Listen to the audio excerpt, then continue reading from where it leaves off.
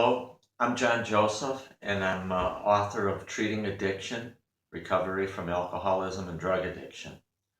Today, what I'm going to talk with you about is your first AA meeting or NA meeting. Now, first of all, I want to point out just because you go to a meeting doesn't mean you're actually there. We're talking about a closed meeting. It all depends on your mindset. First of all, why are you going? Were you forced into it because of court and you're really not into going? Or what we're going to focus on today mainly is that you made up your mind, that you've contemplated, and you realize that it's time. You got to quit. You might have gotten into some trouble.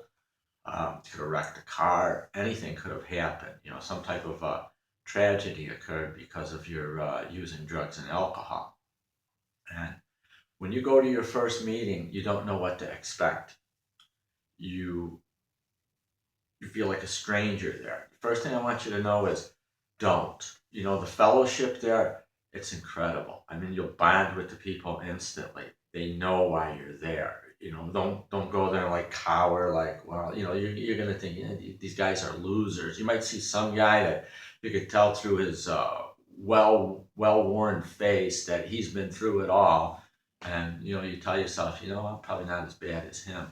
Forget all of that. Everybody's got their own personal stories and reasons that they're there.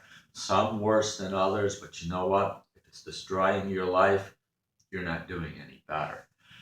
Go there with the attitude that these people are good and just trust them. Believe me when I tell you that. I'm going to relate an experience when I first went, and this will help you understand it better.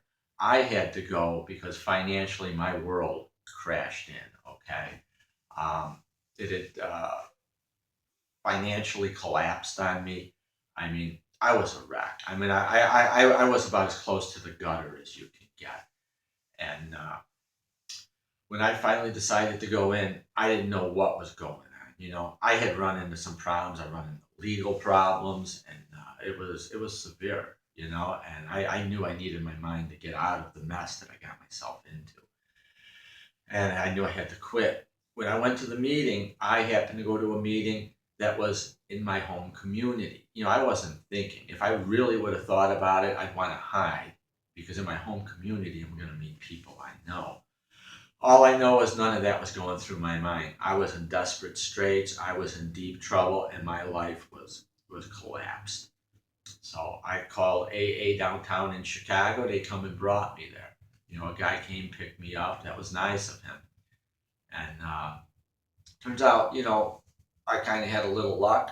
The guy that picked me up wasn't just somebody that was just doing it to just do a nice little deed. He was heavily into AA, and he was running his own club. It was at a different place, but, his heart was in it.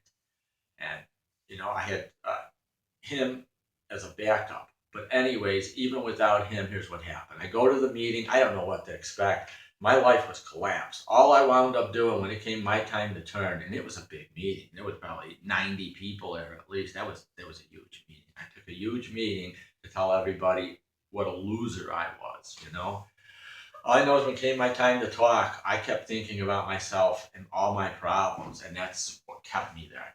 I was in a chair and it was against the wall, and I remember I was just rocking in the chair. I was just, and I was just looking up. I didn't want to look at people's faces, but I needed help, and I didn't think they were going to give it to me. But I'm just rocking back and forth, and I said, boom, this is it. This is what's happened to me. I'm drinking 2 half pints to 4 half pints a day. I'm spilling it, and little do I know, there's people in this meeting I went to school with. And, but none of that I was thinking about. And I'm like, okay, here I'm at the meeting, I'm doing it. And I just let it out, And I must have been the most pathetic sounding at that meeting, because I came there crying for help. Help me, help me, help me. I gotta stop. And I'm rocking in my chair against the wall, just looking off, like, I'm telling all these people my life, I'm gonna, tell you something. It was the best thing that I did, because When that meeting ended, I'm like, okay, I came to a meeting, I spilled my guts. All of a sudden, there's like maybe 10 or 15 people that crowd around me, and they all had their name, their phone number, their first name, last initials, anonymity. They had it on there, and he says, "Here, call me, talk with me." They start talking with me, and all of a sudden, boom, there were a few people in there I went to school with. And they're, "Hey, John, how you doing?" I'm like, "Oh my God." One guy there, the last time I seen him, he was the most arrogant person that was sitting at the bar. I couldn't stand him. And here he is, he's clean now. He wound up helping me through it all. What happened was I had these phone numbers. And then we went out. They said, "Let's go out to dinner." And there was a group of them there that made sure I went with them. And they're like, "Hey," they're telling me everything that you need to know to get clean. This is what I wanted. This is why I went to the meeting. But quickly in my mind, I thought, I'm not going to talk with people, get advice from people that are maybe 2 weeks sober or 2 months sober. I says, I'm going to go anywhere from 5 to 10 to 20 years sober people. And those are the people I'm going to follow and I'm going to hang with because I'm determined. That's what I did. But what happened was, I'd say the first 3 weeks, I kept going out with the guy that picked me up. I kept going to the meetings with him, and there was the same group of people, and we happened to be the same group that I met there that was giving me their name and everything. I'll tell you something. Every day I went to the meetings, I would go have dinner with them, I would spend the time with them. Instead of being, wherever I was finding myself to sleep for the night, um, and running off and drinking again. And I kept in close contact with them. And when it would be like 7 o'clock and I'm home, it'd be like, or wherever I was staying. I mean, I was in a despair. It was horrible. I won't get into all the details of that with you. I'm trying to tell you what to expect at the meeting. For the next 3 weeks, we would go out and we would have dinner. And if I got home by 7 o'clock after the meeting, 8 o'clock, this was the worrying time because this is when I would go have a half pint and go pass out. I started calling the people, and some of the people started calling me. It doesn't matter where the people were on the ladder. There were people unemployed, and you name it. I'd be talking with them, and the conversations would go on for an hour, 2 hours on the phone. One guy, I called him and I'm like, "Hey, so I can call you. I got to know you at the meeting. I'm trying." He's like, "Oh, great, great, great. Thanks for calling me." And something they always said to me, I would take their time and talk with them. And they would always say, "Listen, thank you." They would thank me. They says, "Thank you. You're keeping me straight too." And they meant it. One guy that I called, he lived in a very expensive area of a Chicago suburb and he worked for the State Department. And this guy told me, he says that he knew he had a problem, but his wife didn't because he's going to work every day and, coming home and there's the paycheck. But he would just go down alone in the basement and that's when he would start drinking. But, I guess his wife didn't mind being alone. He's down there getting drunk. Many times he went out drinking at the bar. And this guy told me, here's a prestigious guy working at the State Department. Not, State Department, State of Illinois is what I should say. He's got a good job there. He was probably 100,000 plus at the time, going back 20 years ago. He told me, he says that there were times he didn't come home. He's driving this new Lincoln and he would fall asleep inside of his car. He says, "I got a nice car." He says, "But when you got a nice car and that's where you wind up sleeping." He said, "That's because I passed out. I couldn't go home." You would hear all the different stories, but one thing I'm going to tell you, there was a group, they hung with me. And they hung with me for about 6 months. I needed it. After that, I was studying into addiction and, I wanted to be able to help others. So I didn't find myself going to meetings much after about 6 months. But those first couple of months, I needed these people.